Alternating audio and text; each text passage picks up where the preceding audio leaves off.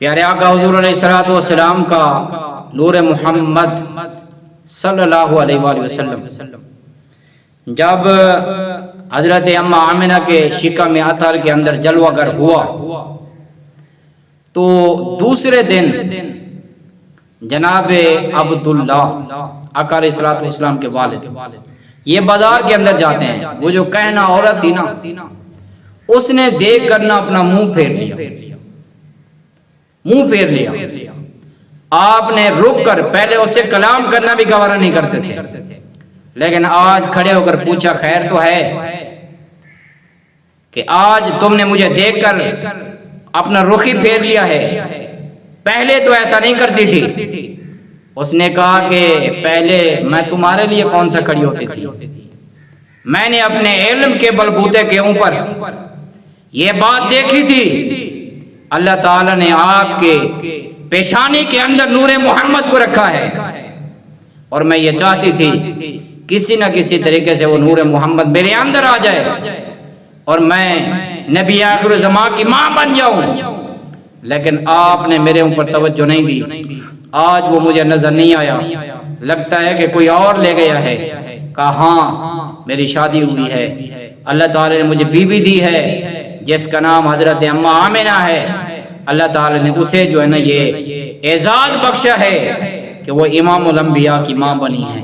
آقا علیہ الصلوۃ والسلام کی والدہ محترمہ حضرت سیدہ اما آمنہ فرماتی ہیں کہ جب پہلا مہینہ مجھے شروع ہوا تو ایک دراز قد کے بزرگ آتے ہیں، میرے سر کے اوپر ہاتھ رکھ کر مجھے یہ بشارت دیتے ہیں اور مبارکباد دیتے ہیں کہ اے میری بیٹی تجھے مبارک ہو، تو نبی آخر زمان کی ماں بن گئی ہے. نبی آخر زمان کی فرماتی ہے کہ پھر اسی طرح یہ دوسرا مہینہ، تیسرا مہینہ، چوتھا مہینہ، اسی طرح 9 مہینے تک آقا علیہ الصلوۃ والسلام کے جب تک جلوہ گری نہیں ہوئی اللہ کے نبی آتے رہے اور آ کر مجھے آقا علیہ الصلوۃ والسلام کی آمد کی بشارت دیتے رہے. پھر وہ دن آیا، پھر وہ لمحہ آیا، پھر وہ تاریخ آئی، پھر وہ رات آئی آقا علیہ الصلوۃ والسلام کی ولادت باسعادت کی. آپ 6 مہینے کی حاملہ تھی. آقا علیہ الصلوۃ والسلام کے والد حضرت عبداللہ جو تھے وہ دار فانی سے کوچ کر گئے. اب ان کے گھر کی ذمہ داری جو تھی ان کے دادا حضرت عبد المطلب کے اوپر آتی ہے. ابھی آقا علیہ الصلوۃ والسلام کی تشریف آوری کو 2 مہینے کا ٹائم رہتا تھا. یہاں پر ایک واقعہ پیش آتا ہے جسے اللہ نے قرآن میں فرمایا ہے علم ترى کیف فعل ربک باصحاب الفیل. اے میرے پیارے محبوب آپ نے نہ دیکھا کہ آپ کے رب نے ہاتھی والوں کے ساتھ کیا کیا. ایک ابرہ نامی شخص تھا، وہ کعبۃ اللہ کو گرانا چاہتا تھا. اپنے ایک بہت بڑا لشکر لے کر وہ کعبۃ اللہ کے اوپر اس نے آ کر چڑھائی کر دی اور پورے مکے والوں کو یرغمال بنایا. حضرت جناب عبد المطلب کے بھی اونٹ باندھ لیے اس نے. پھر حضرت عبد المطلب اس کے پاس جاتے ہیں اور جا کر کہتے ہیں اے ابرہ میرے اونٹ مجھے واپس کر. وہ کہتا ہے کہ تمہیں اونٹوں کی پڑی ہے، میں صبح کعبہ کو مٹا دوں گا، یہ اس کا نام و نشان مٹ جائے گا. میں کعبۃ اللہ کو مٹانے کے لیے آیا ہوں. جو جملہ تاریخ کے اوراق کے اندر لکھا ہے جناب عبد المطلب کا، کہا کہ اونٹ میرے ہیں، میں ان کا مالک ہوں، اس لیے میں تمہارے پاس آیا ہوں. ارے جس کا گھر ہے گھر جانے اور گھر والا جانے. آئے اللہ اکبر. گھر جانے گھر والا جانے. یہ اپنے اونٹ لے کر واپس آ جاتے ہیں. پھر ایک پہاڑ کی چوٹی کے اوپر حضرت سیدہ اما آمنہ کو لے جاتے ہیں. وہاں پر آقا علیہ الصلوۃ والسلام آئے نہیں ہیں لیکن دعا مانگتے ہیں یا باری تعالیٰ جس محبوب کی آمد کی بشارت تو نے مجھے بھی دی ہے، میری بیٹی آمنہ کو بھی دی ہے، میں اس محبوب کی آمد سے پہلے تیری بارگاہ کے اندر یہ ہاتھ اٹھا کر دعا مانگتا ہوں اپنے گھر کی حفاظت فرما، اپنے گھر کی حفاظت فرما. تو اللہ تعالیٰ نے کیسے حفاظت فرمائی؟ اصحاب فیل کا یہ واقعہ ہے. اللہ تعالیٰ نے ابابیل اس کائنات کے اندر اللہ نے جتنا بھی پرندے بنائے ہیں سب سے غریب شریف پرندہ جو ہے وہ یہ ابابیل کا پرندہ ہے. ابابیلوں کو اللہ کا حکم ہو گیا کہ صبح تمہاری ہاتھی والوں کے ساتھ لڑائی ہے، ساری رات یہ تیاری کرتے رہے. مورخین، مفسرین نے، محدثین نے یہ باتیں لکھی ہیں کہ ابابیلوں کی چونچوں کے اندر جو پتھر تھے، ہاتھی کے لشکر کے اندر جتنے لوگ موجود تھے ان کے نام لکھے ہوئے تھے. میں پوچھتا ہوں یہ کس یونیورسٹی سے پڑھ کر آئے تھے؟ کہاں سے انہوں نے گریجویٹ کیا ہوا تھا؟ کس یونیورسٹی سے یہ فارغ تھے؟ اتنا علم اللہ تعالیٰ نے ان کو عطا فرما دیا.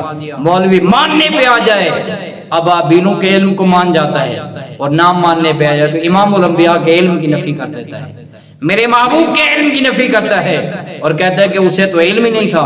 اور کہا کہ مصطفیٰ کو اختیار ہی نہیں ہے، مصطفیٰ کو اللہ نے کچھ بھی نہیں عطا کیا ہے. اور نعوذ باللہ من ذالک ایسے ایسے الفاظ آقا علیہ الصلوۃ والسلام کی عظمت اور شان کے اندر. آج میں پڑھ رہا تھا کہ کیسے یہ بدبخت ہیں کہ جو حضور کا کلمہ بھی پڑھتے ہیں لیکن اس کے امام اہل سنت کا وہ شعر کہ کلمہ پڑھانے کا بھی احسان گیا کہ آقا علیہ الصلوۃ والسلام نے کلمہ پڑھایا ہے، اتنا تو لحاظ کر لیتے کہ ہم حضور کے امتی ہیں، لیکن نہیں. آج ایک بندہ کہہ رہا تھا او بریلویو، نبی کا میلاد منانے والوں، یہ عید تو ہے، اس کی نماز کب ہوگی؟ نماز کب ہوگی؟ اندازہ لگا اتنا بغض ان کے دل کے اندر بھرا ہوا ہے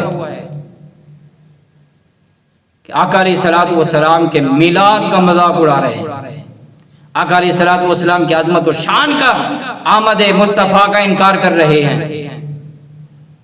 تو امام اہل سنت نے کہا ہے کہ ہم پیدائش مولا کی حشر تک منائیں گے، مچائیں گے پیدائش مولا کی دھوم.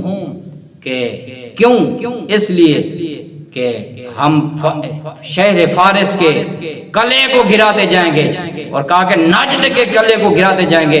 نجدیوں جتنا زور لگانا ہے لگا لو، ہم اپنے نبی کی عظمت کے جھنڈے لہراتے رہیں گے، اور انشاءاللہ قیامت تک جب تک یہ سنیوں کے جسم کے اندر جان ہے مصطفیٰ کی آمد کا تذکرہ کرتے رہیں گے. اس لیے تو عاشق نے کہا ہے کہ صدائیں درودوں کی آتی رہیں گی، جنہیں سن کے دل شاد ہوتا رہے گا.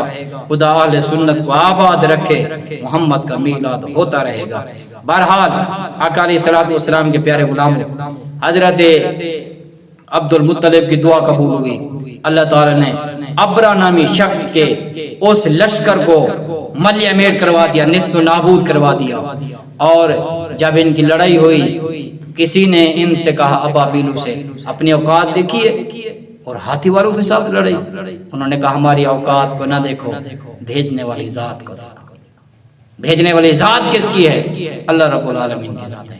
پیارے آقا حضور علیہ الصلوۃ والسلام کی تشریف آوری کا وقت جب قریب آیا تو اللہ تعالیٰ نے جبرائیل امین سے کہا جبرائیل جی رب جلیل، فرمایا آج جنت کو سجا دو، جہنم کو بجھا دو. 70,000 فرشتے تم، 70,000 فرشتے میکائیل، اسرافیل، عزرائیل لے جاؤ، اور آج جاؤ میرے محبوب کی آمد ہے. آقا علیہ الصلوۃ والسلام کی جلوہ گری ہونے والی تھی تو اللہ تعالیٰ نے حضرت اما حوا اور حضرت آسیہ اور حضرت مریم، حضرت حاجرہ کا دائیوں کا انتخاب کیا. آج ملا یہ کہتا ہے کہ دائیاں نہیں آئی تھی حضور کی ولادت کے وقت، اللہ نے انتخاب ہی نہیں کیا، اور فرمایا پاک محبوب ہے دائیوں کا انتخاب بھی کیا جائے. پاک دائیاں آئیں آقا علیہ الصلوۃ والسلام کے جلوہ گری پر. لیکن یہاں پر میں اپنے عقیدے کی بات کرتا ہوں.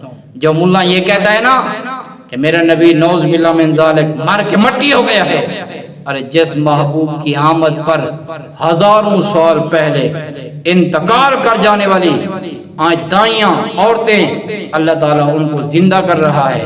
اور اندازہ رکھیں میرے محبوب کی زندگی کا عالم کیا ہوگا. آقا علیہ الصلوۃ والسلام کی جلوہ گری کا عالم کیا ہوگا. تو حضرت اما آمینہ فرماتی ہیں